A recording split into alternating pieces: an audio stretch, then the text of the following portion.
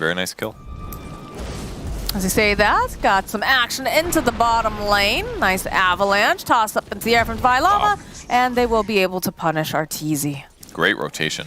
Super big kill there. Arteezy gets punished. Maybe they get this Alex kill, but man, after getting Arteezy, they're going to be happy. Yeah, with that earn charge too, it is just too hard to survive. Very good stuff. Almost treads for Viper now, so pretty standard items. Jarek's TP to the middle lane.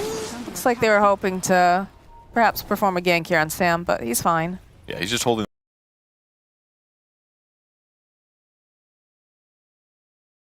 the wave right now to catch up some experience a bit. S going to get another rune, and Invis this time. Still has Lasso. Keep in mind that a mid-observer ward does not spot it. All right, see, here they come. Oh, there's the Firefly getting started. Has his eyes on crit. Uh-oh. Just taking a bit of time here. Needs to be very careful. That Viper Strike will get the Lasso off. So should be able to get the kill, but he's going to fall first before taking out Nightfall, which is not the way he wanted that to go. Sam, searching for crit over here, isn't going to be able to see him with that Fog of War, so he's going to make it out. That was a pretty big mistake by Bat. Probably should have just gone for Viper immediately, but as soon as he went for crit and crit jumped away just an inch, that's where things get dangerous. Too much damage from Viper ends up getting the golden experience. But at least Sam can delay the mid-death a little bit. Catapult's dead, so he's just got to spam Shadow Poison. He can slow this down. And so far, Jarek's impact he's been doing pretty good, 1-1 and 5, but top tower gets denied. It was mostly just kills. I haven't felt a huge amount of tower pressure, but he's getting some done. I don't think he's found the Dark Summoner yet, right? Exactly. That is the creep du jour. That's the one to get, yeah. Absolutely bonkers. You get a couple of those neutral items, though. Found nice trusty shovel, arcane ring, and I like the way that Wildcard is being very aggressive over here, especially over in the jungle, trying to keep tabs on just the farming happening and whatnot. But EG also making their own moves towards this top area of the map, combing through and also trying to see if there's any stacks or any sort of vision that they can take down. It's Dark Troll time, Oxy. Jarek's is making his way towards the mid lane. Consider this tower dead. Yeah, that rally, man. It's too good. It's already fairly looking dead anyways, but Alex, do you know what's about to happen? Yeah, look, they just set the Skelly boys over to the tower. Look at them go. Pubs equal ruined. Yep, tanks it with his main creep, but yeah, very dead. Nothing you can do about this. But Haste Rune and a Boots of Travel on Batrider. He's very capable at fighting here. Has to be a little careful about disable, such as from Abed, Kunkka. But if he can get a good grab and there's a little bit of nuke follow-up, maybe an arrow, it's a really easy way to get a kill right now. But going high ground is a little scary. But I like the EG's farming here. It's going to make it a lot harder for Wildcard to rotate to potentially mess with a top gank against Nightfall, who's currently a little vulnerable. We're very close to the Blink Dagger now for Tiny, too, and that is where I think we're going to see a lot of the aggression start pouring out from Wildcard. Yeah, that'll help a lot. 4 points Avalanche. That damage is the damage that gets doubled while somebody's tossed in the air, and should make it easier for a little disable follow-up, whether it's a Gust or maybe like a Shadow Demon ulti. It's a good setup, and there it is. This is the long way around, EG. My goodness. Abed and Crit hunting through. Do they see him? They put the ward down. They actually barely miss him. If they'd moved south just a couple seconds earlier, they would have seen him moving to the mid lane, and maybe they can go for a kill attempt, but in the end, Sammy boy TPs to the top lane, trying to slow down this push. Do not want to let Jarek's pressure the tier 2 for nothing. And they are going to punish him for it. Yep, there's the setup here from Sam. Gonna get to position. Throwing down all of the stacks. A toss up into the air from Vylama. And that is an easy way to get rid of Enchantress off your towers. I like what S did, though. Like, he TPs in, he realizes, like, Enchantress is caught with the disruption. I don't need to kill him. I want to look for a +1 kill, so he looked for any other heroes. And the reality is that Jarek's created a lot of space doing this. He dies, but, you know, this is what he likes to do. He likes to be on the enemy side of the map, force them to put their attention on him. Because in the meantime, his cores are top net worth. There he is, Nightfall, #1. The true carry of EG.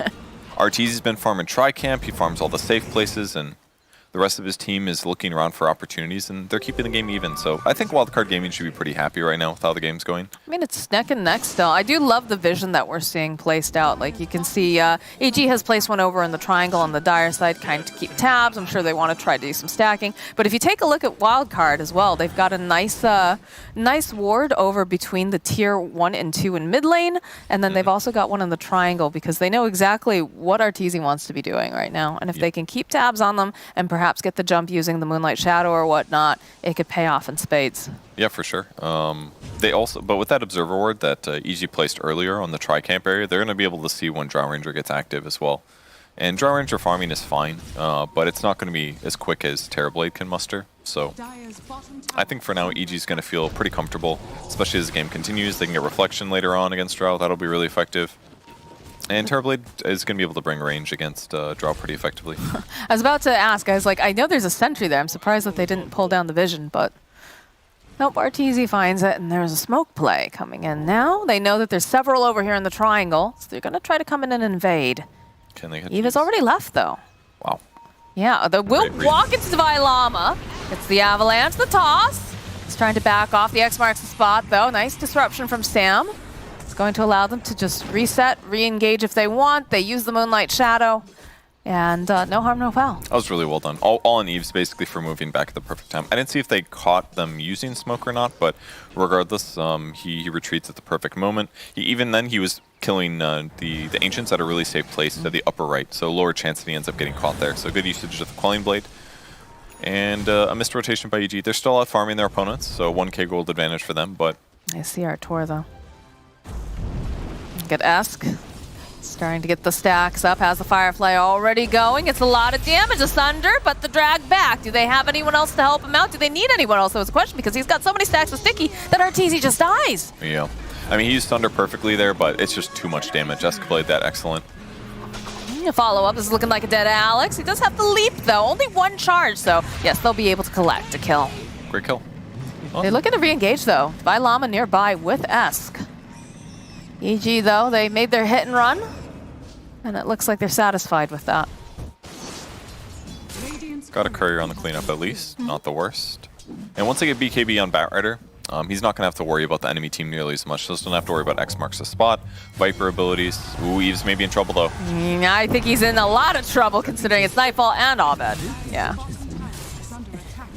Usually very safe to defend this tower actually, so that was kind of a cool gank by EG, but once again they probably used that same ward from earlier to spot Eves rotating down. They were able to anticipate it and then gank him at the perfect moment after there had been a bunch of action top, so that was really nicely done by EG. Cool to see those pickoffs. And they still have not managed to find that one ward that's been placed pretty deep in the tri area, so it's paying off quite a bit. Yeah, Sam does one attempt at a D ward there, but yeah, they didn't anticipate them putting that ward down so early. Well, I mean, even I was surprised with like how wide they did their smoke, right? Yeah, but it makes sense. Like against an inferior, very easy to gank carry like Drow Ranger, you know, ganking in the tri-camp feels really simple. As long as she doesn't silence you, she's a straightforward kill in most cases. We're seeing currently the 3 cores on the side of EG sitting at the top of the net worth. Look at all those skelly boys. Alex is he's trying to get rid of him. He doesn't like him. He wants to get rid of this creep. This is like peak Jarex. He just stands in the enemy jungle. He didn't even buy boots. He's just like, I'm going to be aggressive and mess with my opponents, scout them out, and then maybe my team comes eventually. They almost catch Alex here. He leaps away right before the X lands. Observer ward's going to help spot that out. They're thinking about getting a grab here. Oh, they will get one disruption. Oh no, yeah. They got it. Great disruption. Did indeed. They made their own Terror Blades, you know? And now because disruption's on cooldown, they're going to take Roche. And bring in all the rally skelly men. Would ask them good. Look at them go. Look at all that rallied. It's about 6. Pretty good. And yeah, just committing to Roche. They had great vision. They got Wildcard Gaming disengaged. Mirana ulti got used as well, so now they don't have to worry about vision as much. And they're just going to block arrows or anything else. And Arteezy gets Aegis. There's the Radiant advantage for you. A little bit easier to take Roche, especially when you still have your mid tier 1. Easier for you guys to buy back once you control jungle. And now a 2k advantage. And this is going to allow them to now cross the map and be aggressive on towers. Or Arteezy will take the Aegis and farm the Tri-Camp. Also a possibility. You know, he's at the top of the net worth. He might as well stay on top. And it's the reason he's doing this. It's not worth pressuring when meta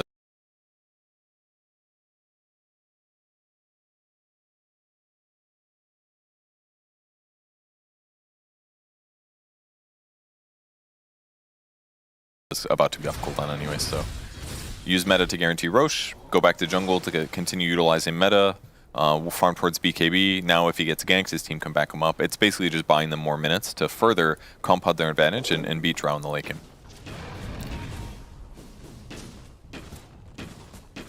Yeah, they're definitely waiting patiently over here, grouped up over on the side of EG, waiting for that next moment that they can make something happen, and they're smoked up.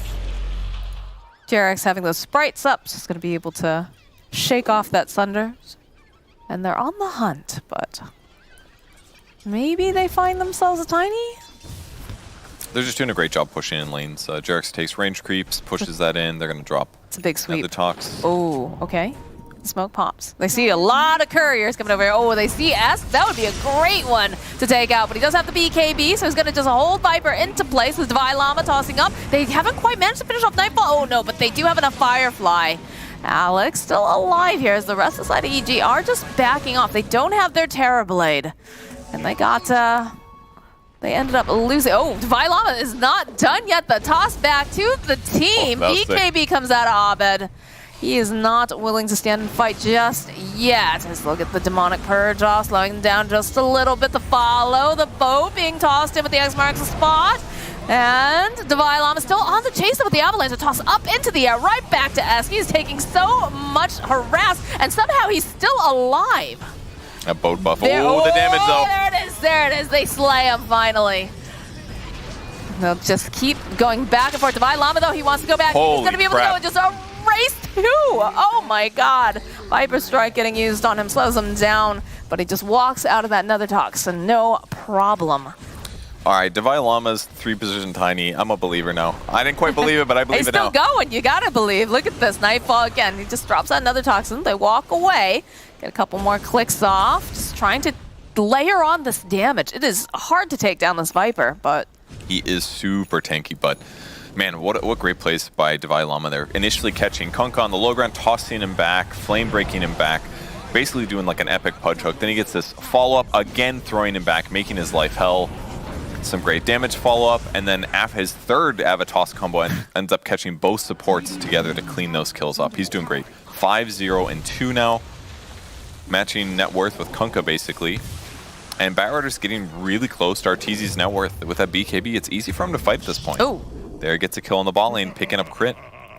And this is the issue with support Pango usually. Very capable with your ultimate. You do a lot of damage in teamfight impact, but your raw HP is not very healthy compared to a typical core Pango. So you are vulnerable to burst damage like this.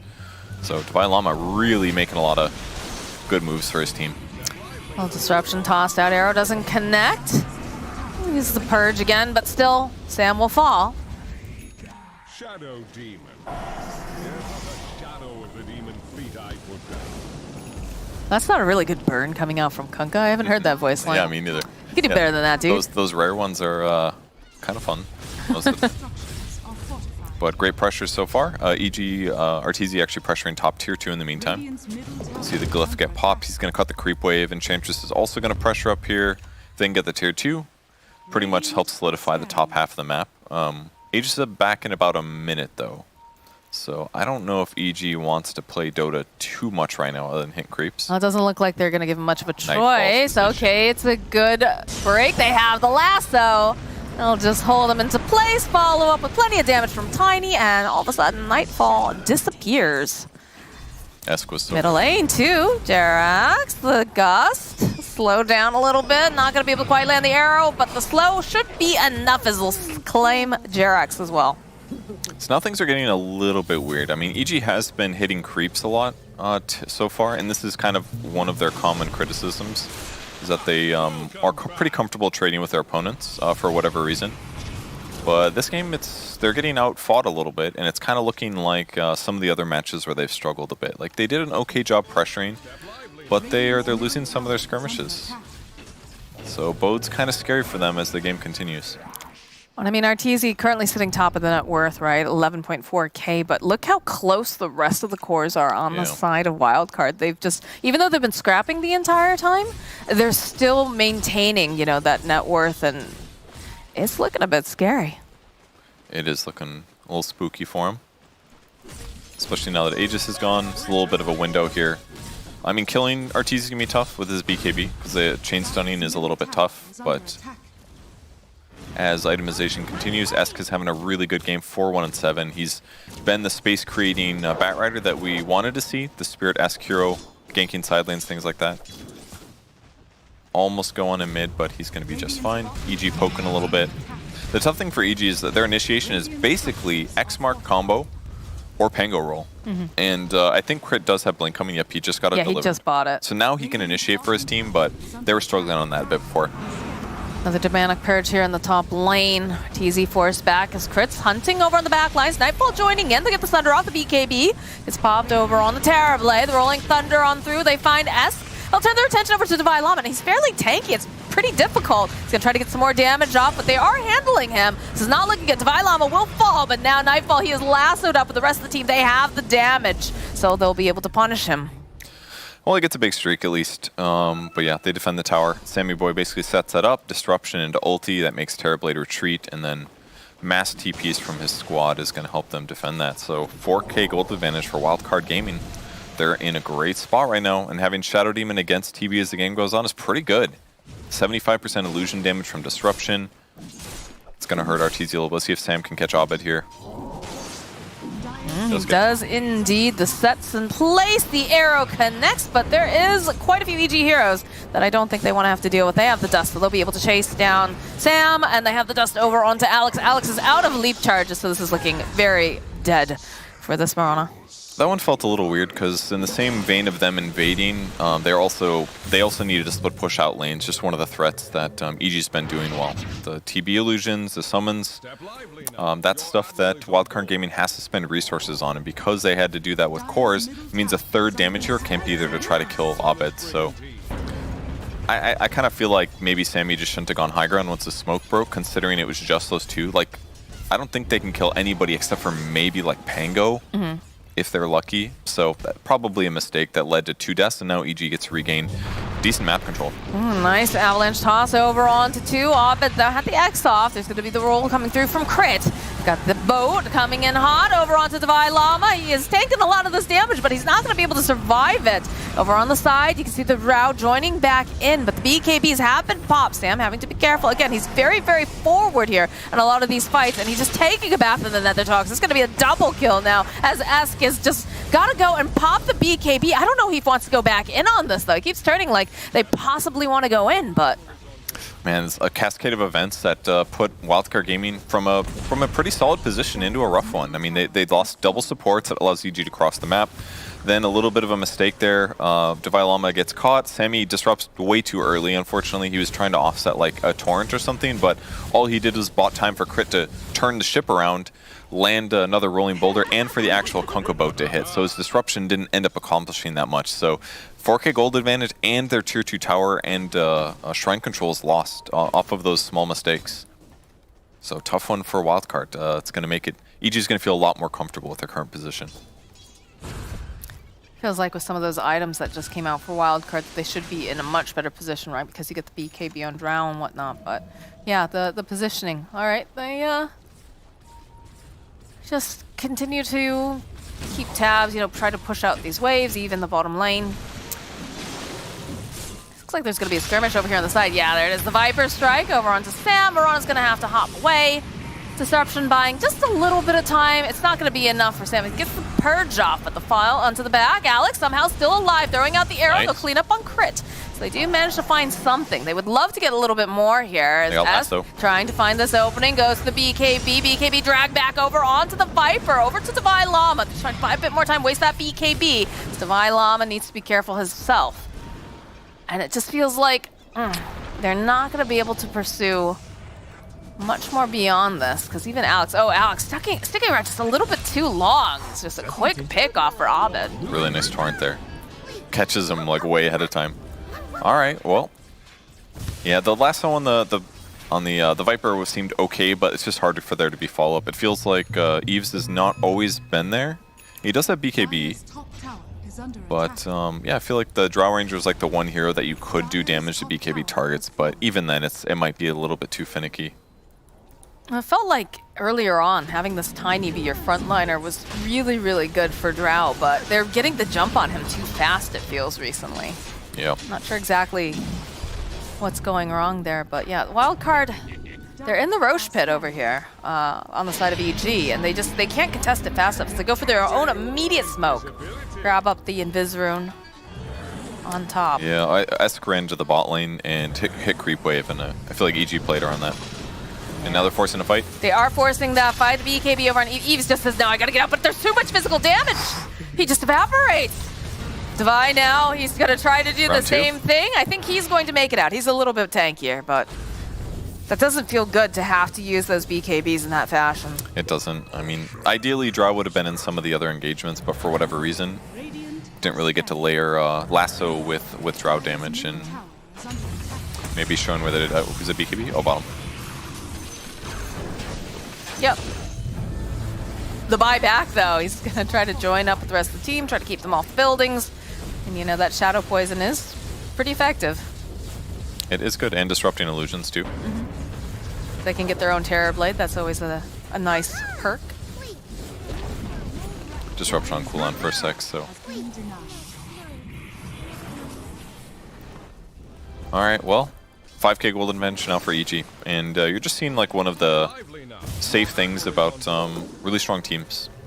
Just that they make fewer mistakes, and as long as you keep playing and you don't make super catastrophic mistakes, then you should have a better shot of pulling out a win when a less experienced team like Wildcard Gaming makes them. Because I think they've played really, really solid as a whole, but just some of these small like engagements have opened up big windows for EG to kind of roll away with the game, unfortunately, for Wildcard. But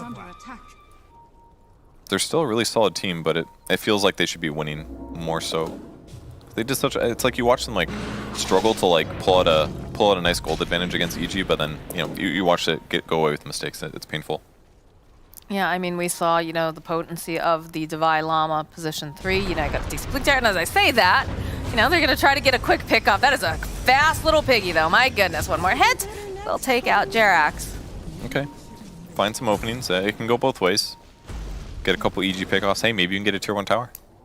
They're not that far behind in net worth right now. This is certainly a decent moment if they get pickoffs like this. But the tough thing is that they do constantly have to spread across the map. Like Sam's playing top because if he doesn't stick around, the top Rax gets pressured for very, very little resources. And that's part of the reason Enchantress is in that position. So they should constantly have to TP around, split pushing waves. And then EG gets to exploit this with little engagements as a result.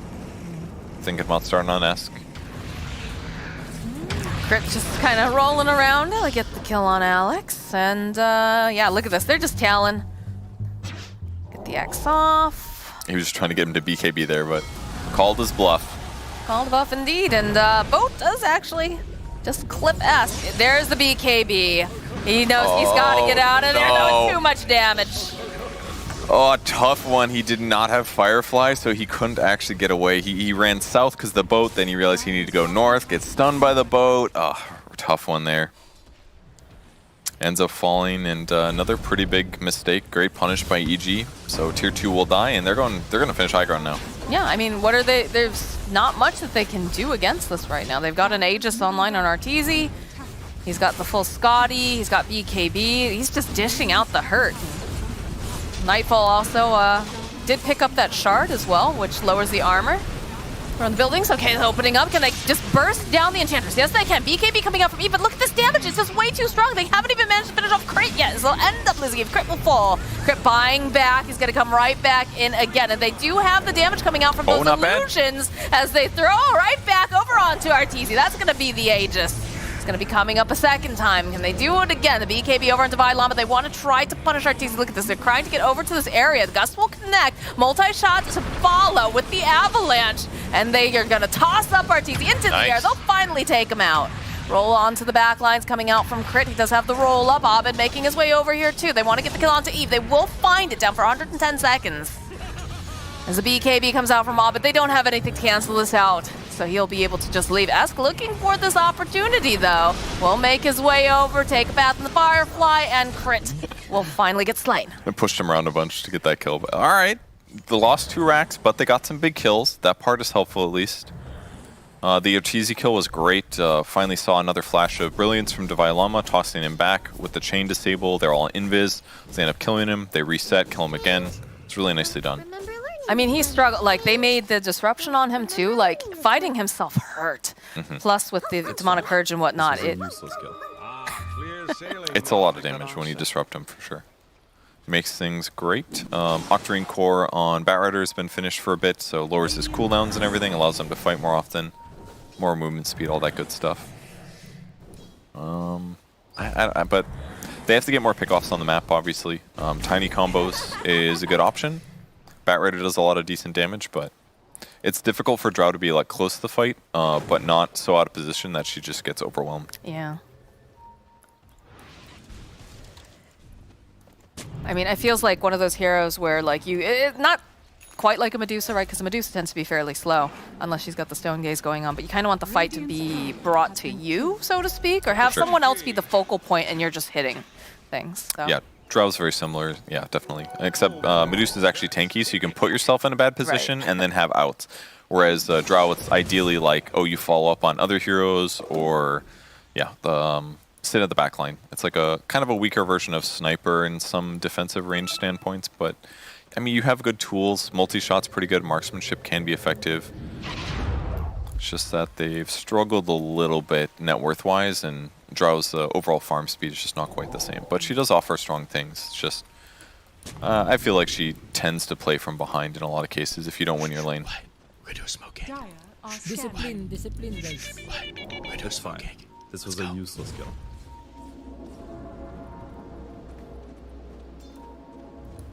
Smoke on smoke action. EG was so going through that jungle, hoping they could find someone on the side of Wildcard, but instead they're just going to take down some vision, try to secure this area, and make it very spooky for Wildcard to step out.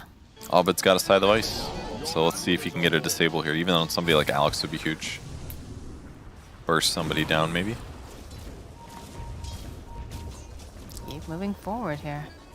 He's being the scout that his team might need. His Shadowblade runs That's out, though. Scary. That's very scary. Oh my god. Devilama, okay, the roll forward coming out from Crit. Will manage to stun immediately. Oh, and Crit that's said. the drag over to the side, though. Now they'll be able to go and they get Crit almost immediately. The rest of EG, though, Sam throwing out the disruption. This is exactly where he wants to go. The arrow coming through, but there it is. There's that BKB. Sam should get shredded to bits now as the rest of Wildcard. They're backing off. Those BKBs have been expended. Be interested to see if EG decides they want to go right back up again, try to push their advantage, or if they're going to respect for now. All right, yeah, it's just too hard to run up cliff against them. I like Sammy Boy's intention to get aggressive there because they did lose teamfight advantage, but RTZ was happy to stand there. Pops BKB, but it's just really difficult to fight into him if you're not ready to chain stun. And Devilama had already BKB'd as well. There's the sheep stick being revealed. Jerax getting a couple of these hits out. Esk. He's way over. That's so much damage. And now they chase for sure. Oh, for sure. Oh no, they speed. They found, no. Ava's too short as well. Good attempt. And once again, EG split pushing. Now they're going to have to run back again to counter push. Abed starting to make something happen over here. It's a hex off.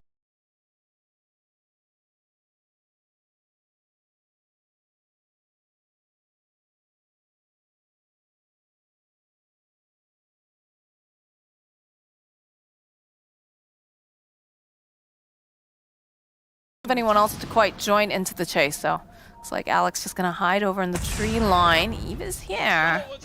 They try to go. We'll reveal. Abed's being really aggressive right now. He's being very cheeky for sure. I mean, it's cool, right? Like they have a little window for Wildcard to get stuff done, but if they don't push out this creep wave, they have to really deal with this Rax. It's the last one. They gotta protect it. It's dropping down another toxin. They're gonna back off. Another casual arrow tossed out won't connect. Just everybody in EG is doing a great job pressuring here. Just little annoying pokes, but certainly enough to be obnoxious. Well, I mean, they took down all their vision too. You know, they went through the jungle earlier when they went through the smoke. They made sure that, you know, they just aren't 100% sure who's in the vicinity and who's not, and that can be very scary. Yeah, and this is how it pays off. If you poke like this constantly, you don't know when your opponents are going to run out of the trees with all 5 heroes. In reality, it was just 1 or 2 here and there, and now they can back up and take Roshan. And this small downtime ends up being really important tactically. So they get free Ags and an Aegis. Ags goes to Terrorblade to give him the Terror Waves, so second meta. And good luck fighting now. He's even got Blink. Swift Blink, so he's going to Blink, Terror Wave, probably kill 1 or 2 supports, we'll see. He's really scary right now, though. Step lively now. Your admiral is on What's the board. best way for Wildcard to approach this? Because obviously they need to be pushing out their waves because they just have this one little creep over here. Like, they're backdooring with Cobalt Foreman, like, the terror that it strikes in your opponents. I love that Cobalt. It's a great one. It's pretty cool. Yeah, pushing out waves is really difficult. It's already hard enough normally, but now you have to deal with, like, 1 illusion, just like killing an entire creep by bottom. Like, how do you deal with this? It's so hard. Shadow Demon helps a little bit, but the illusions don't really kill each other very well, since their armor level is so stupidly high. So there aren't perfect solutions outside of, like, Life Drain or Hex or Dagon or something like that. Yeah. So just, they basically have to, like, wait till EG chooses to go high ground. They have to do some double burst to pick off maybe crit, or double kill Terrorblade, or kill Kunkka before BKB gets popped. And then afterwards, ideally, finally cross the map a little bit. But it's going to be hard unless you get, like, a really commanding team fight. They've got so many blinks too over on the side of EG. Like, once they decide that it's time to go in, that everybody just follows. Which is very, very scary for that snap aggression that they can put out.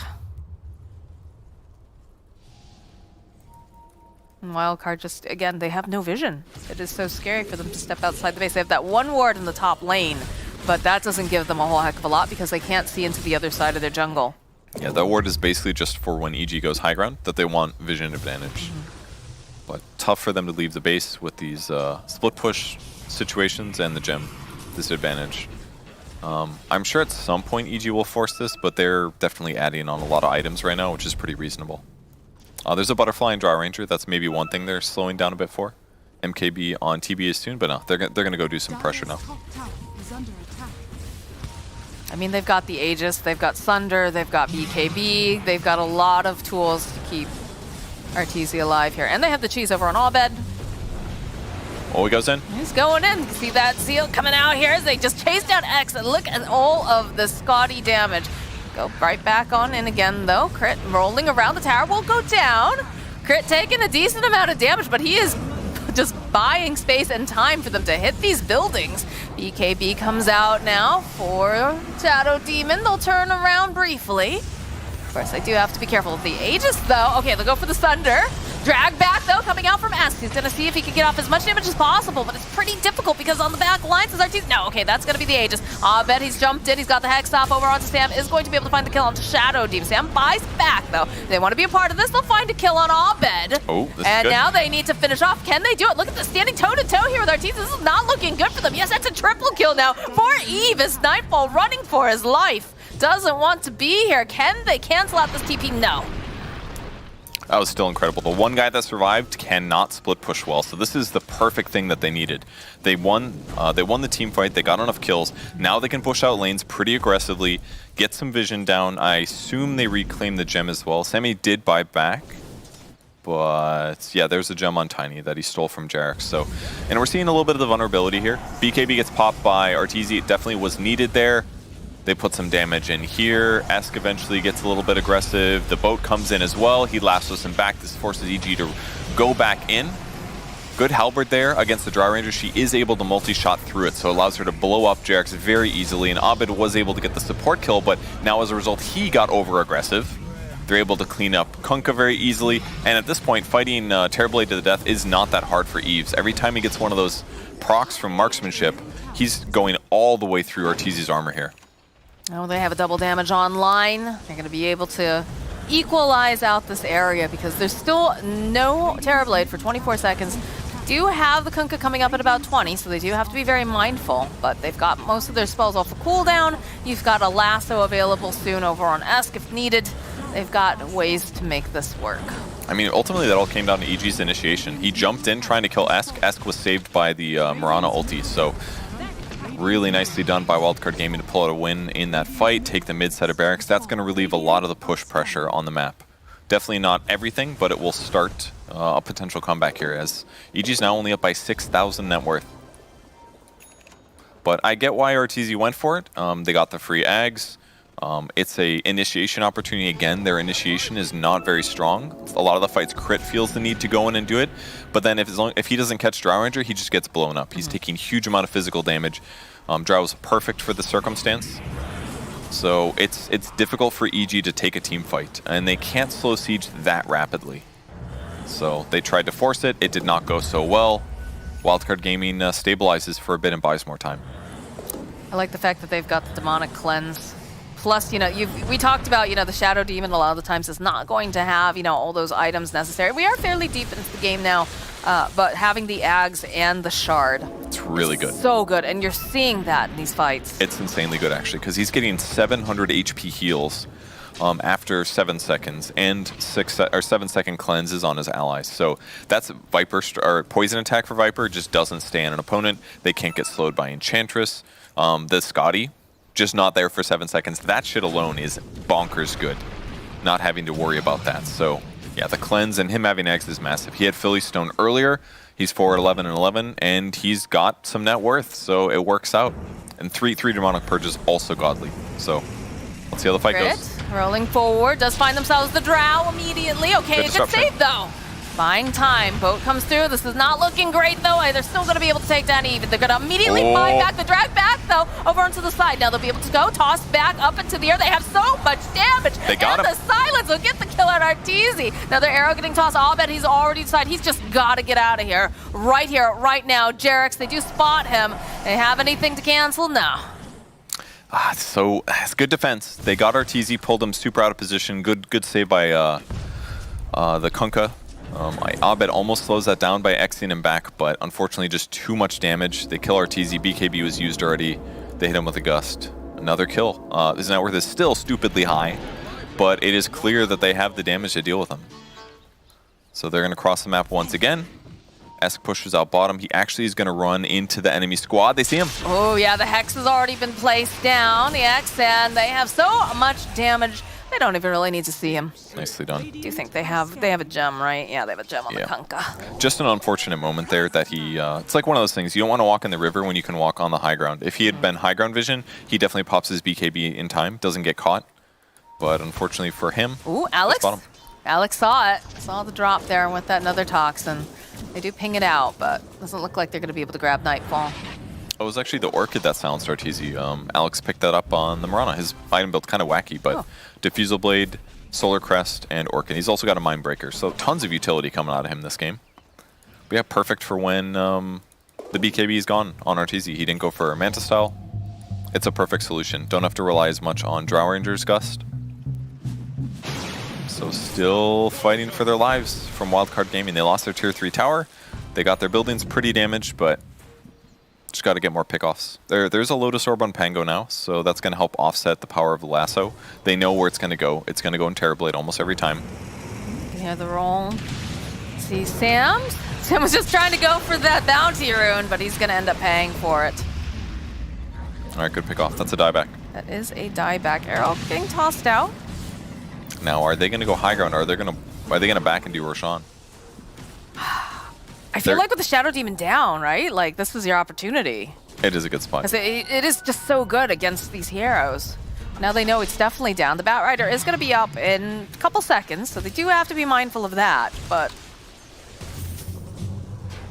get the X off here. Try to stack up a little bit. The arrow connects, but of course they have the BKB. They've got the Lotus Orb over onto Nightfall. Sacrificing himself. Well, our no, X, he doesn't have to. You're right. Yes. He goes, he gets a drag back over on the Enchantress. The X back, though. Yes, they'll still be able to take down Jerax. Dude, the barracks survived. Oh my gosh. Very little, yeah, 50, 60 something, and it's going back up again. They abused the shard with the X there to get that easy damage in, cost them a BKB, Abed?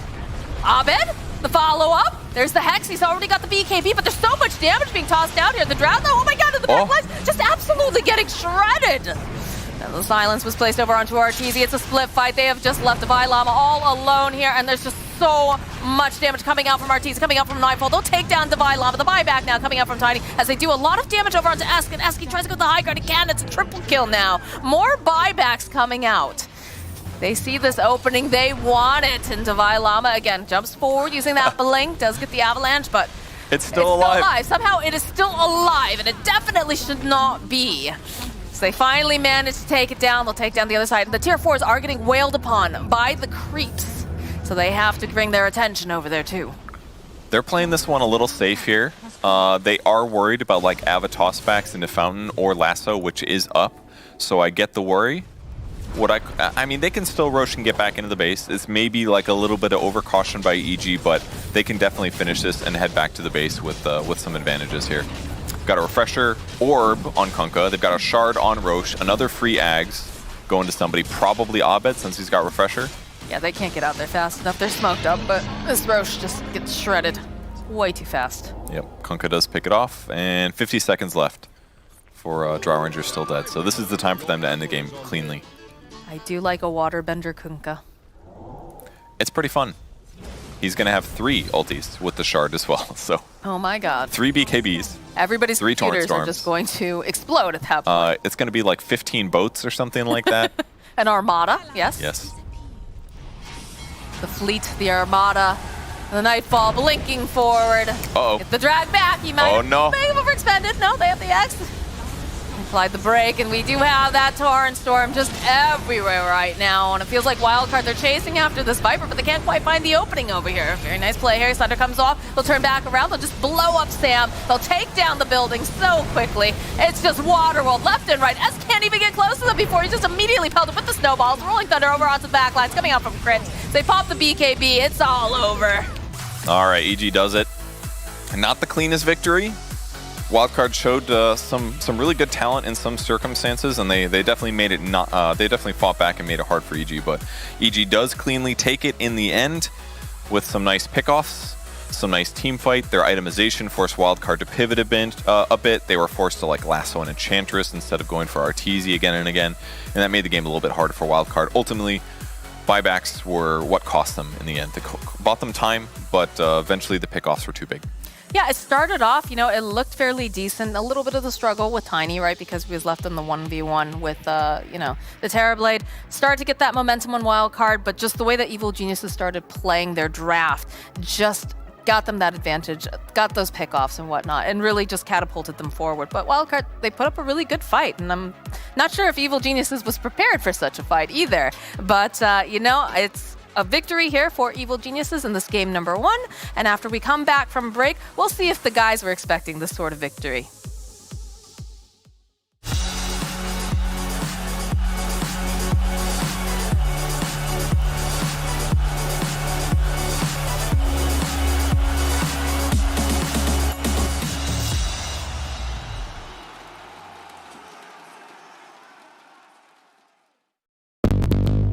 What's your style?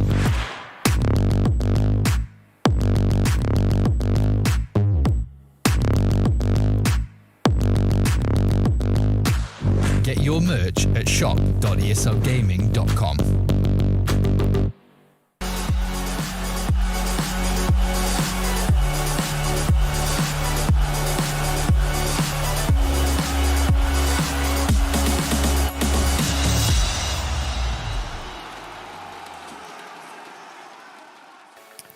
A tough grinding loss for Wildcard Gaming as they managed to push this game late with their Draw Ranger against the Terrorblade, hoping that it would triumph.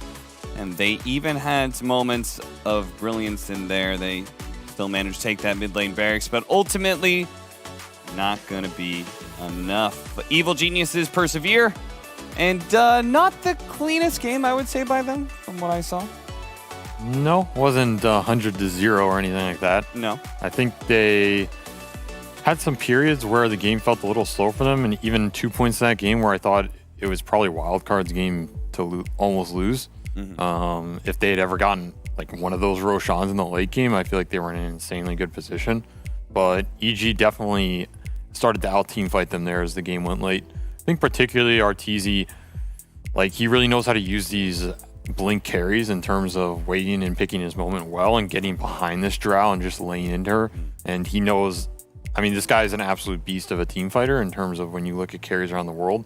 I think that's one of his strengths that kind of goes overlooked a lot of times.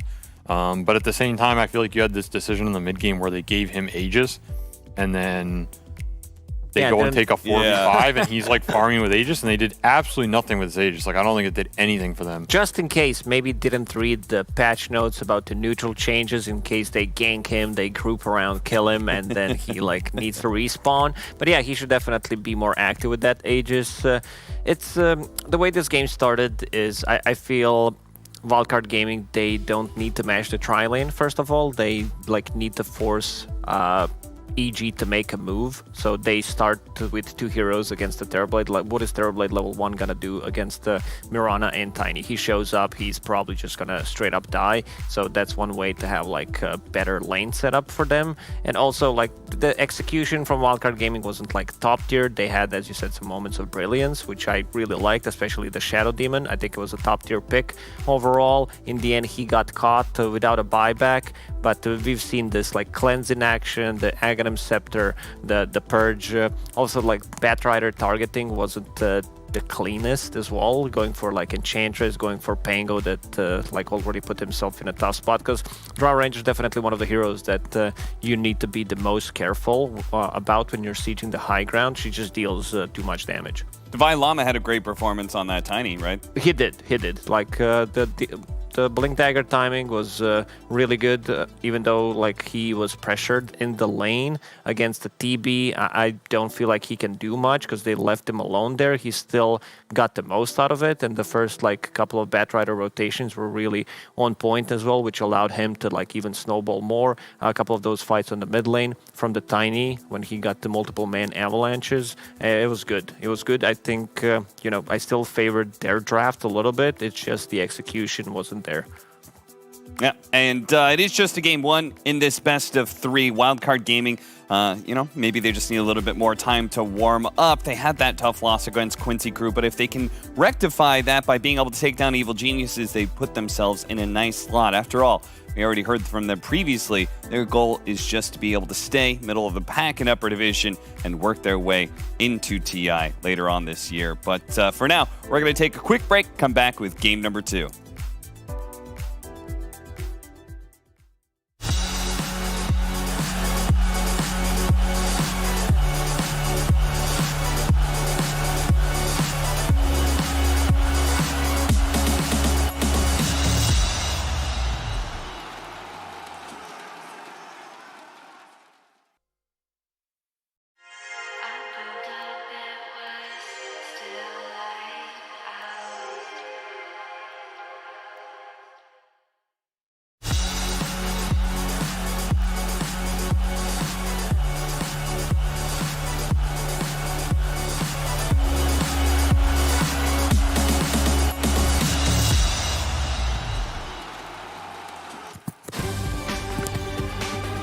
All right, Wildcard.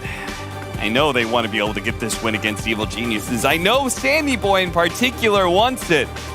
Otherwise, there's going to be a lot of smack talks. The other way, EG, on the other hand, they looked a little sloppy against the cut. They didn't have the cleanest game here against Wildcard, but it does seem to be that they are picking up a little bit more space. I mean, I felt like they were playing better than the series against the cut anyway. I think that was a pretty low performance. I mean, that was 20%, right? So anywhere. Well, no. Regional finals was 20%. So who knows what the cut was at? So that could be like 25 or 30%. You know, we're slowly inching up. I think, I don't know. Like, some things are clicking, but these games just feel weird to me. I don't know. It's like the whole machine isn't functioning together. Yeah, I don't know. It's hard to place. I mean, seeing the way EG played since they're formed, you know, I do expect a lot more. Because, like, even if you see their faces once they win the game, they're not happy. And I think they know why. Because, you know, they expect this to be an easy one. Because this is not a team that is satisfied with, whatever. Like, Yeah. they want to get the first place. They want to get, like, top 2 at the major. They want to win the major. And you shouldn't really be satisfied in Dota unless you feel like a Exactly. game was like perfectly played or something. Which almost any of these games outside of like you winning a TI are not going to be that well For a played. moment, I thought that finger was up his nose. Oh, he's Gucci. He's Gucci. All right, so we are going to have the Monkey King left out there. Evil Geniuses banned that last time. Back to the Wild tiny. card back to the Tiny. If it ain't broke, Don't fix it. in this case it is broke, so maybe they should have fixed it. They haven't won with it, right? I mean, hey, Divine Llama put in a good performance against EG, and we haven't seen them do carry Tiny yet, right? We've only seen them do offlane. I think it's because they first phase it, so it does get counter. We've seen this like Terrorblade, which he doesn't like to play into. We've seen like the Pangolier early on, so he doesn't want to play into that either. The Disarm is just too strong, and yeah, EG will go with the Enchantress one more time. So I mean, I feel they should get Mirana once again, because you're forcing Enchantress to play a bit of a different game. It can be awkward at the same time. Ench doesn't really care about Mirana in the lane if you are you can play this heal impetus build type deal and you can still win your lane as an Enchantress. Mirana's not that strong of an early laner. And so it's a question of like, what are you getting this Ench to do? If you're just getting it to win some terribly lane or win a tri lane like EG tends to do a lot, like this Mirana they probably don't really care about this Mirana matchup from the Ench side. But obviously, if Wildcard really likes the Mirana and they like what it does for them in the game, then it can still be good for them.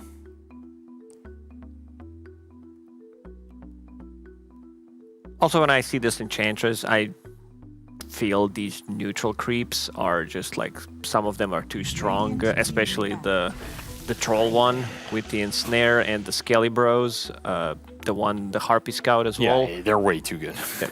I mean, what you get from a neutral creep should not be that impactful.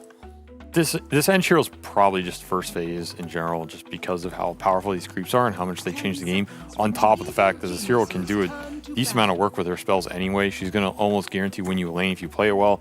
She's going to give you tri-lane option. She's going to give you roam on mid option, which seems to be super valuable at the moment.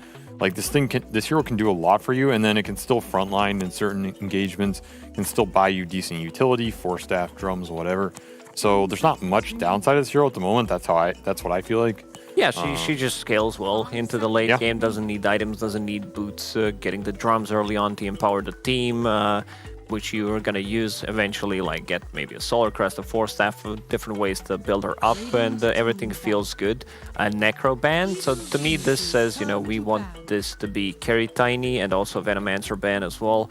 Tiny does tend to play on like low HP, has a lot of HP in general, and Necro, just too good. Reaper Sight, I would say, and also the new shard, relatively new shard. We do see it in action, but just feels really good to have.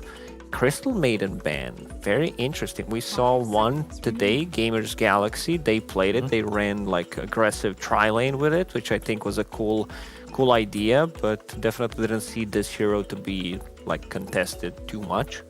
When you have decent frontliners in the first phase like this, it makes some sense. I think that's the biggest thing this hero needs is heroes to go in for her, because she's omega slow and she needs other things to be set up for her in that kind of way.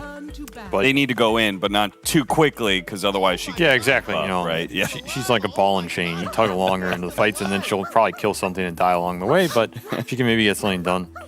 But Wildcard taking Viper out of EG's playbook, and then like you said, banning Necro and Veno. Those are your 3 of 3 green heroes that are typically the big tiny kiting answers. There's the 4th green hero Pugna, but he's a vastly different beast. So kind of interesting to see here. This Viper also gives them this 4 tiny option, I think. It's like one of the few offlaners. I'd say Tiny and Veno are the 2 best at opening this support Tiny. But knowing Wildcard, I'm pretty sure they just like this hero like 1 or 3, and they want to always commit at core. Yeah, considering that they spent like 3 bans to protect this Tiny, I don't think you want to flex it. No.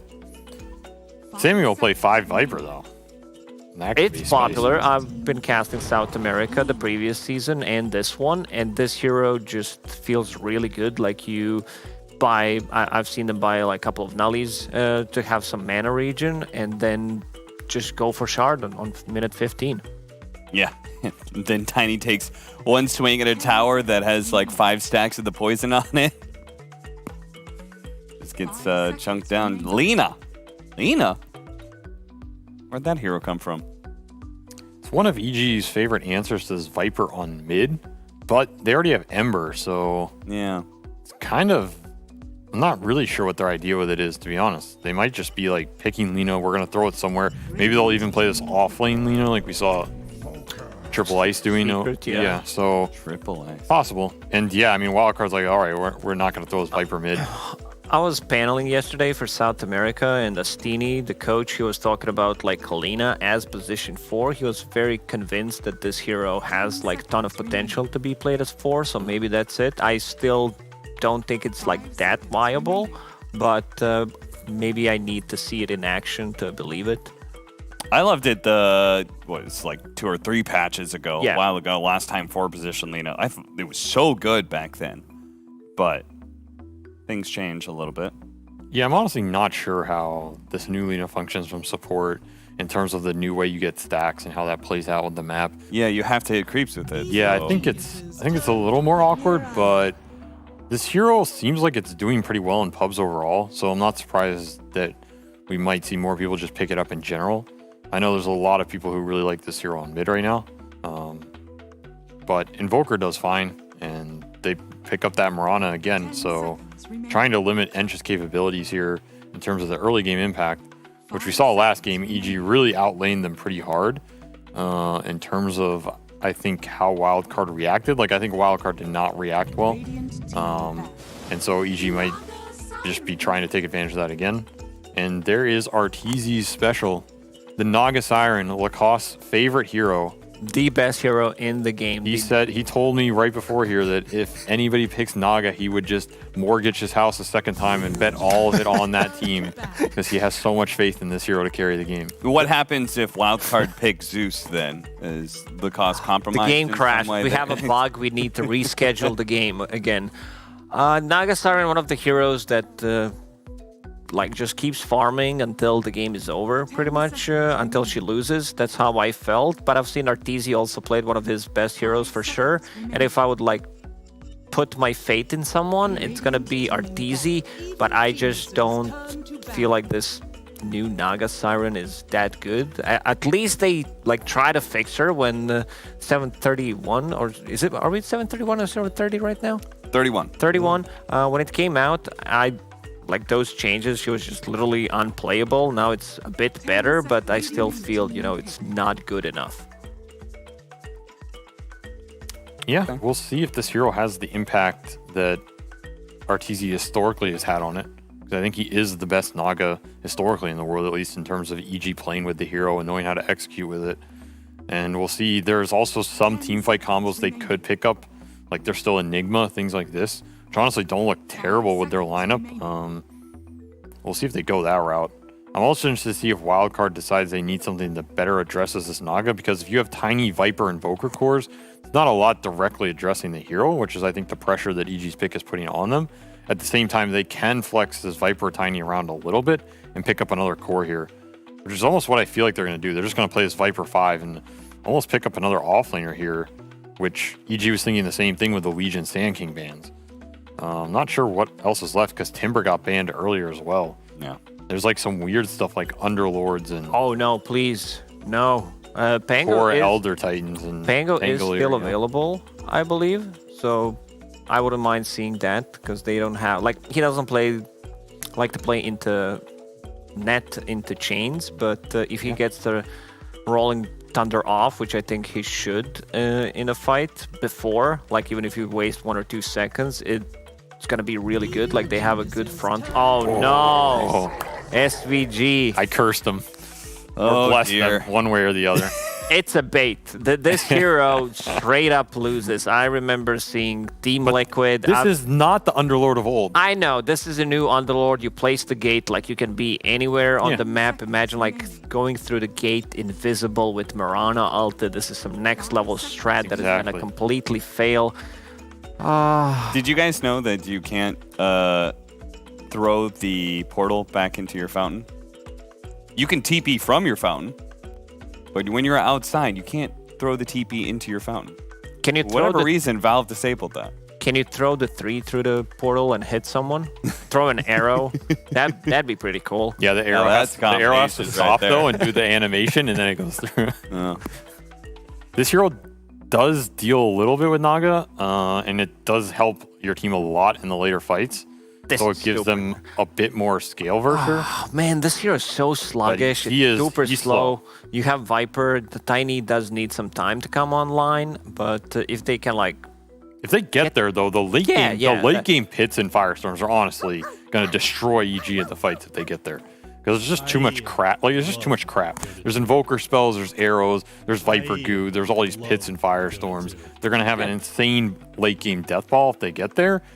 It's a question of do they get there with Underlord, because this hero can sometimes, he can be an anchor in terms of he's really slow.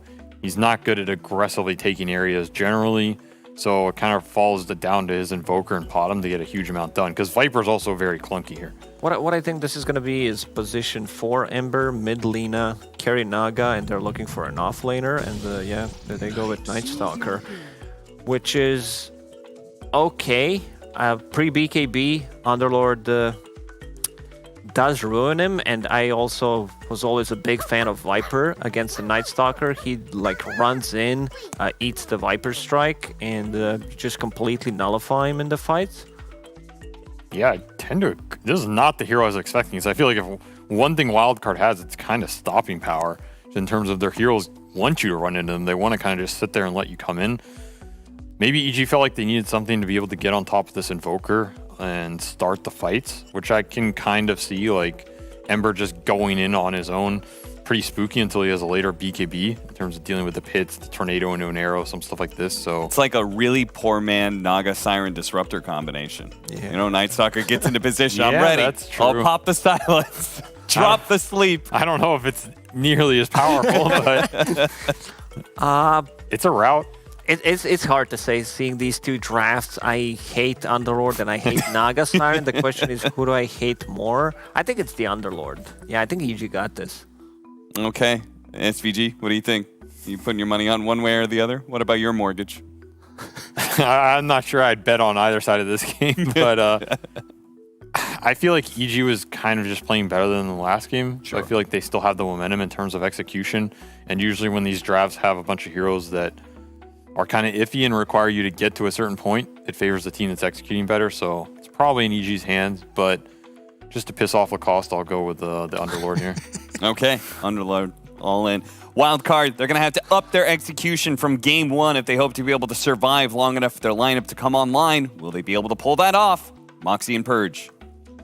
Well, looks like Wildcard has drafted everyone's favorite dump truck, the Underlord. It's definitely a big boy there, but I know a lot of people not happy with this hero.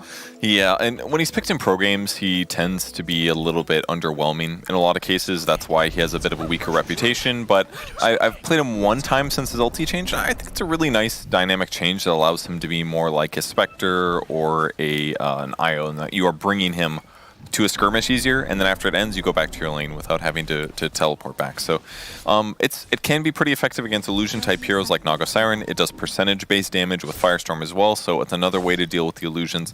So I think it was a nice way to pivot for them to get some damage reduction and some way to make Naga Siren less effective. So I'm very curious to see what items he buys. I was kind of a fan of like a mech when I played it, because now you can like bring your ulti to go to some team fight to participate. Like team fight tanky items are nice, but we'll see what he builds. Dalai Lama is a very good player, though, so I'm curious to see what he finishes with. And probably the final thing to point out, if you take a look at Underlord's damage, 73. And if we take a look at Naga Siren, 49. So he's got a massive damage advantage, not to mention whatever damage advantage he's going to get from Atrophior. So if he just sits in lane and deals with illusions okay, he might be able just to dumpster RTZ in last hitting.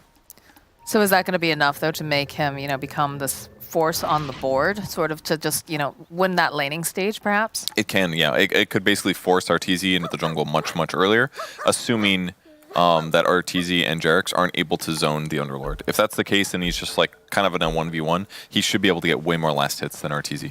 Couple like interesting heroes on the board, right? The Naga Siren too. You saw Lacoste was like not super happy about that, and SVG also was like, I wouldn't bet on either one of these teams because of the choices that they picked.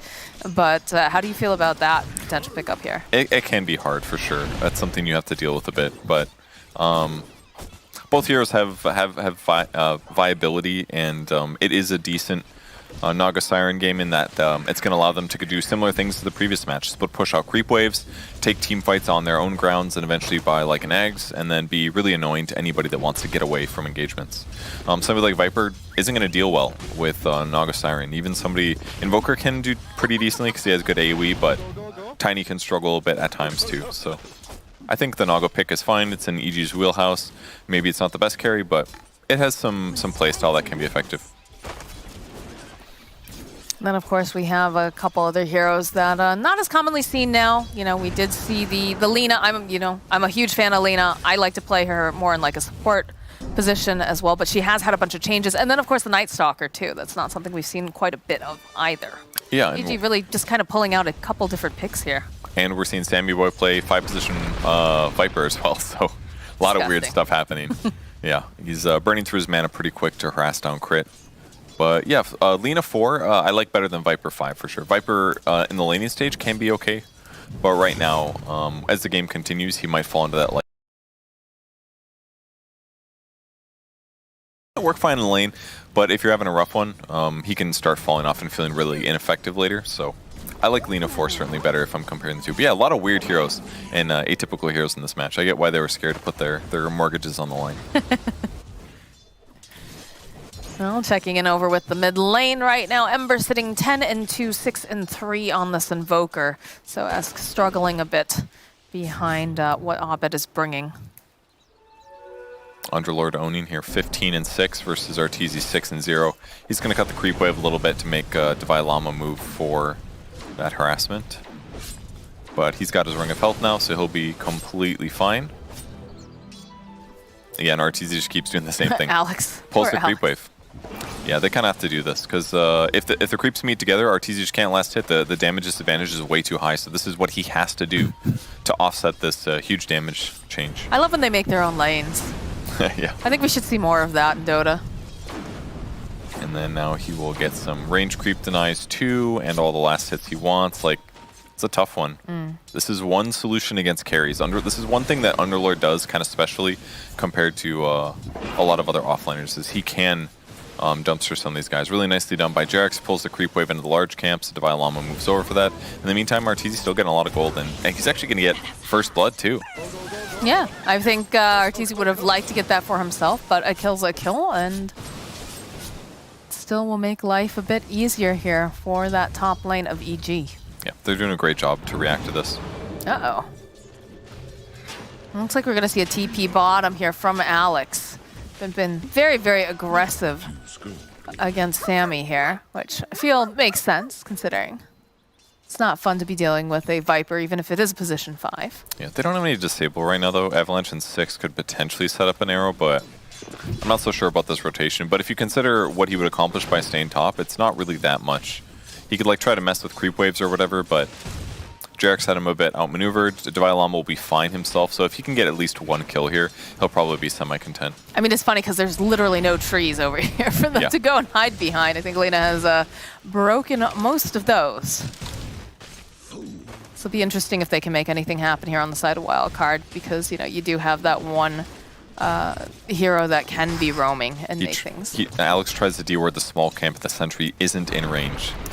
Feels bad, but perhaps they can make something else happen. Alex leaping forward here, still just putting out a little damage onto Nightfall. This one feels a little rough. They're putting a lot of effort in the lane, but they're not getting what they want out of it. Yeah, this is leaving Jarex to have this freedom too to move over to this mid lane.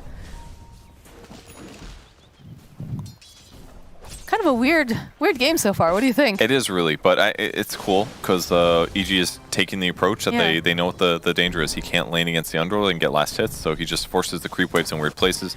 Jarex is helping him do so to guarantee the lane for RTZ and keep Divine Llama in a bit of a weird place. just keeps pulling the wave, and it's not easy for Divine Llama to deal with this. So he's gonna have to do the same thing, pull the creep wave with the neutral camp, and try to double farm. Cool to see Carrie's doing this, but hey, Arteezy's a very good laner, and he recognized right away what the circumstances were going to be like, and he offset a sure lane disadvantage by doing this.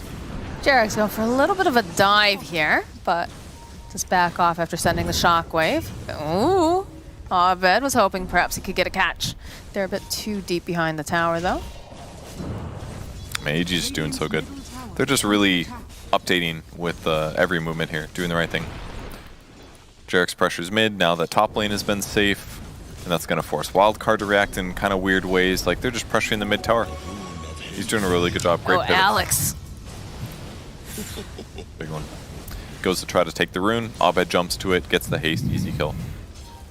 Alex, unfortunately, has been in the wrong place, wrong time twice this game. He has the 2 kills that are on the board right now, but he's I feel like he's kind of struggling to figure out where he should go and what he should do. As the bottom lane, they have managed to put out plenty of damage onto Sam, and he should fall. Crit, very, very close. Yeah, I think he's going to fall as well.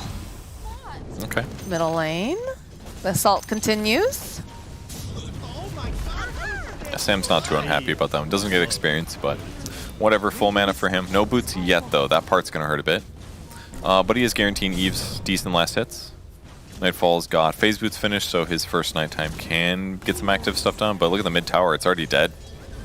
Invoker can't slow this down. It's way too early. I mean, they're sending in more, but then there's going to be the follow-up from Crit. So the LSA connects over on Sam. They don't want to let this go. This is so early to let this mid tower go. Arrow's just a little bit off the mark here. Abed continuing to just slide through. They have nice vision over here on the high ground. In fact, zipping right past Alex. I says, oh God, I don't want this again. No, no, no, no. So they'll take down the vision. Get off a couple hits over onto Jerax. Dragon Slave coming in, but the pressure is so strong. I feel like we haven't seen much value out of Alex yet, unfortunately. It's just the he just doesn't know where to go, I feel, yeah? I mean, it's just difficult for him to make action, right? Landing arrows with his team setup is not good. They don't have disable setup. Everything's a little bit finicky and difficult, and he hasn't been able to land those yet. Dealing with the Naga is really hard because he has illusions to dodge arrows. There's like too much AoE to deal with, and they get the tower. Tower sub 8 minutes. Very, very good for the side of EG. And I'm interested now, like this top lane, right? We've got the Underlord currently sitting at the top net worth, but at the same time, Arteezy not that far behind. I feel like this is not really how you want this lane to really go. It's not, but hey, that's the reality of how things went. He just split pushes or goes behind and cuts the wave, and Mirana couldn't do much about it. So it's a limitation. Maybe if Mirana was like a 4-position hero that had better gank potential or AoE, they could have cleared the illusions and prevented the stacking. But Crit getting gone on mid. That's a good arrow this time around, so that should be able to get this kill. Yep, this time. Very good. It will connect. Abed, though, hunting through the trees, is going to see Alex. Oh, that slight hurts so much. Bottom lane, Sam. They do have the gate. They're coming in hot, but they're going to have to go chasing after Jerax. You have the Pit of Malice. Should have plenty of damage. So they'll be able to find that. And it's a bit of a short gate, but yeah, I was going to say, I thought he came from the top lane. I did too. But whatever. They help out a little bit, get 1 4-position kill. The game is still pretty even. Eve's level 6, shifting towards the top lane. Arteezy's still farming the map like crazy. Just max farm build, hasn't gotten his ulti, hasn't gotten ensnare yet. This is a... I was about to say, that's a very deep dive there, Abed. It's fun to watch EG this game. They're just playing so interesting. Dives all over the place. Eve's getting dive top. Yeah, this is very, very difficult here for Eve, but he is all right. Sam rejoining in. Alex sitting very low. He's got to be careful. Abed just chasing after him. He would love to get that. Ooh, so close. Almost managing to get the kill. Nope, there it is from Nightfall. He'll clean up. As the rest of Wildcard, it just feels like they're not sure how to respond to this. They're feeling a bit frantic almost. The MP NATO gonna land over onto Crit. So they should be able to get that. But that's just the support again. And all this pressure they're putting on them, it means that Naga's hitting creeps. So, and it's not even like passive creep hitting like we've seen with TB games. He's been on the enemy side of the map most of the time, farming tri-camp, cutting creep wave. The offlane tower for the Radiant side only has 500 HP left, for God's sake. And there hasn't even really been super focused pushes on it. And now the dive bottom. Yeah, he's silenced. He just knows. He's like, all right, well, I guess this is how I die. Yeah, Nightfall's playing a great game. He abused his first nighttime really well. Commits his ulti to dive the tier 1 tower, which is perfect because it gives you vision behind the tower. And now with that dead hero and their lack of slip push, I mean, really the only guy that's going to be able to stop this is probably Underlord. He doesn't have a TP. He's top instead. So another tower falls, most likely.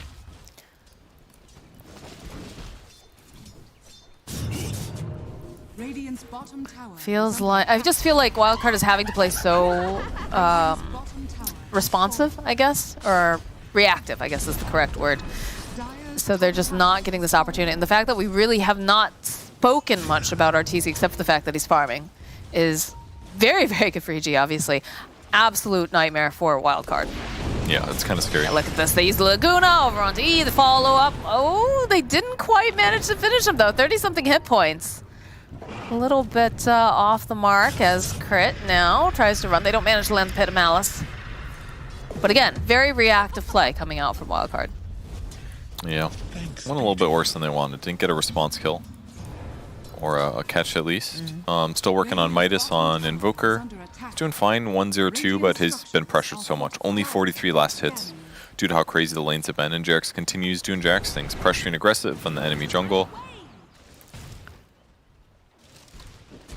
Esk can't quite get over to that carrier in time, but they're trying to take control of their jungle again. They do have some nice wards placed here from the side of EG. They are about to go down, though. At least that one right there anyways. I mean, it's just not a good time for EG to be super aggressive in this moment. They don't have nighttime. They don't have Night Stalker ulti as well. So they're just going to play passive for a bit, most likely.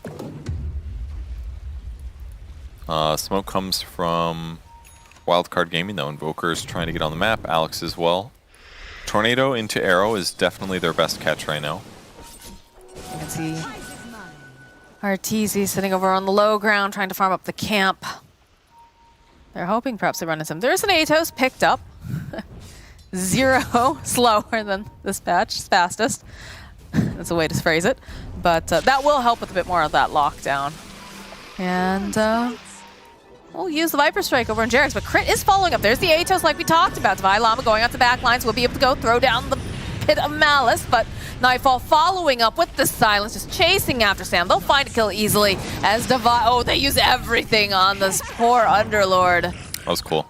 And that fight right there, getting that double kill, is just a reflection of how Jarex plays this game. And he does it every single game. Sits really aggressive in the enemy jungle. Sometimes it gets ganked and pressured like this, but sometimes EG's ready to counter gank. So it just gets in your opponent's heads. You're like, okay, well, let's go kill Jarex, right? He's going to be really easy. They end up half committing, then they get swarmed around. So like every single time that Jarex does this, they have to like really question themselves. Is it safe to gank Jarex here?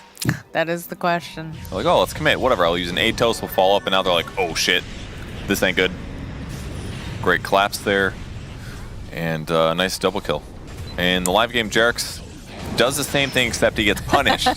So they called this bluff. Divine Llama was like, oh no. The duality of Jarex.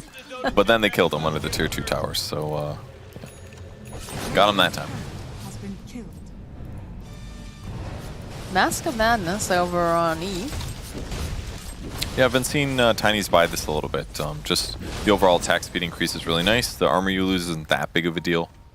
Can be issues against Naga Siren at times because he's also got minus armor, but TZ very farmed. 8,000 gold, Manta style common build here.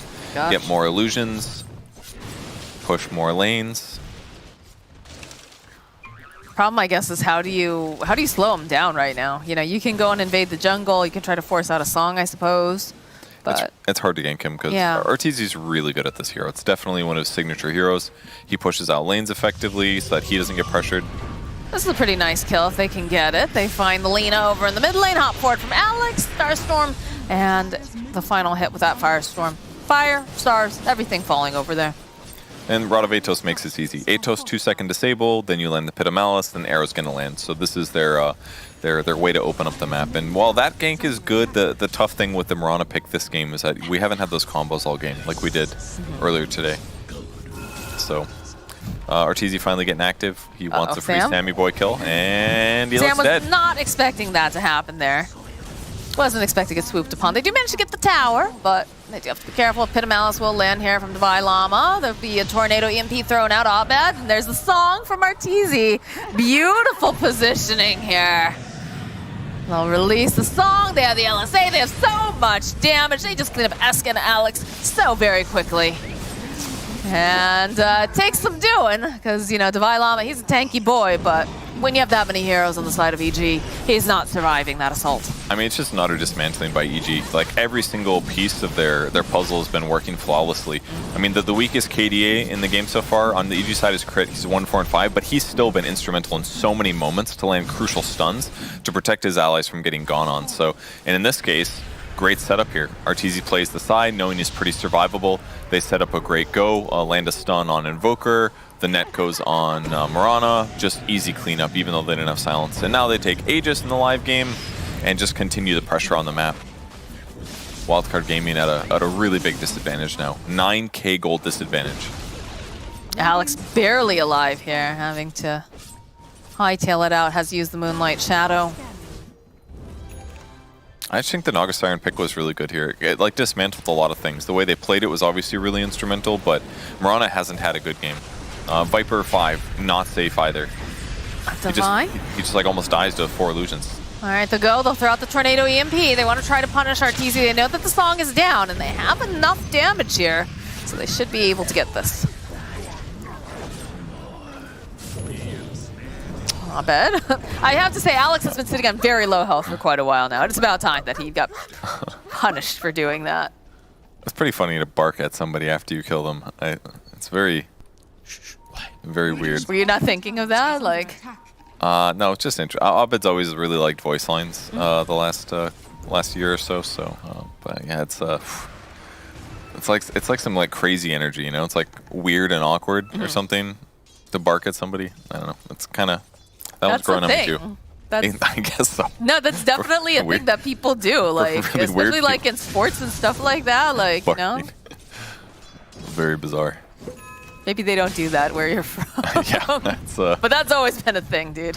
Okay.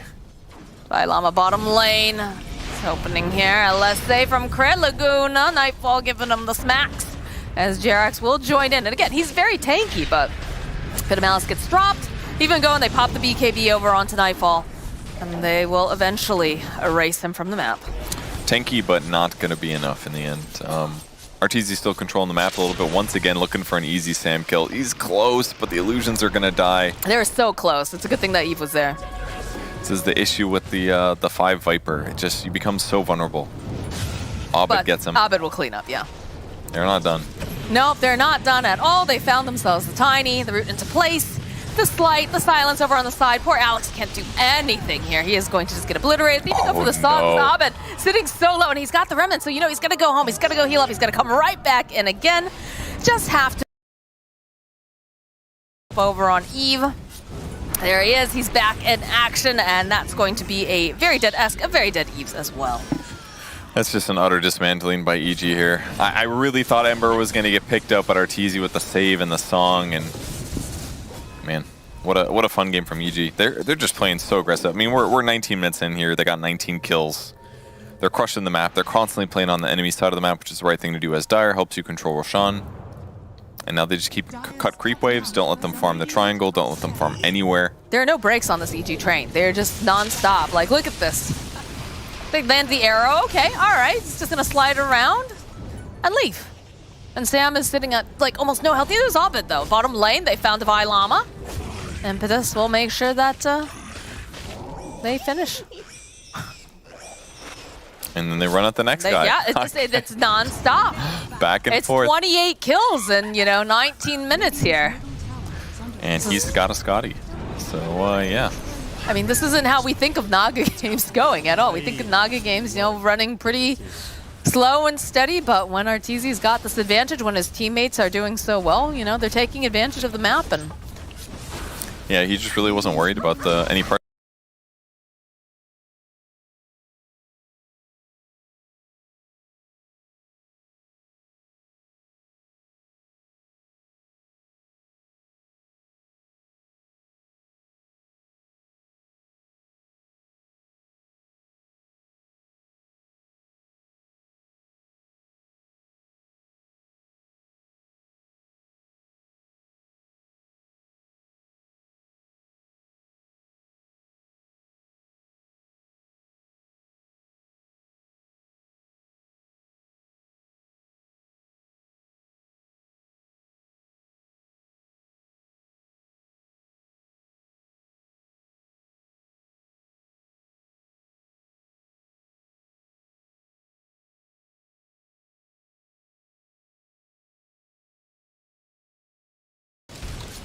just Wildcard Gaming really outmatched here. Maybe Oh, hurt EU. themselves too much with the drafts, the switch of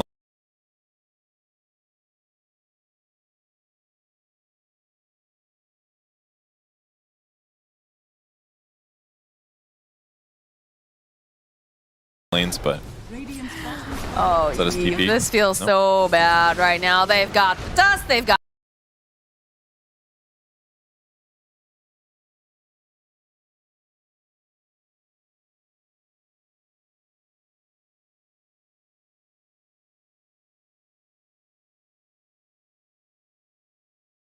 vision. He was just trying to have a little quality time where he could hit some creeps with his Christmas tree, and then RTZ walked in and everybody else came and just wanted to get him out of their jungle. I'll lose Sam, Alex sitting over here. That is some weird bullet action coming off of Jerax, but they'll turn back.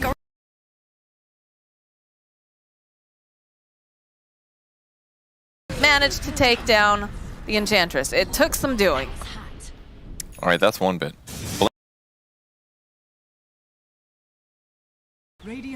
Yeah, maybe for catch, but I feel like they're not in the position of being the aggressors currently. Yeah. Interesting to me. And it's not like with old ulti, it was kind of good because you could like ulti fountain, then blink into an ally to save them.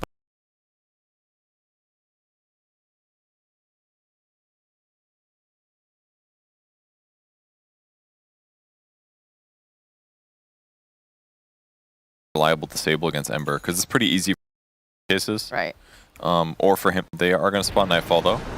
He's got BKB, so yeah. And he does pop it. Oh, and already you can see quite a few heroes here. Abed does not Shit, care. he's going to kill him. Did Look they at realize? him. He's just hunting over very quickly. Grit's cleaning up. Vilama, again, you have that Pit of Malice. They'll end up losing Esk, and eventually they do manage to take down Crit, but Abed just moving around, followed up here with Nightfall. They've got the damage. They've got the aggression. They're going to chase after Vilama now. And the buyback coming out from Viper. Another Pit of Malice getting used. Viper making his way forward here. Can they do enough? It just feels like they're going to end up losing.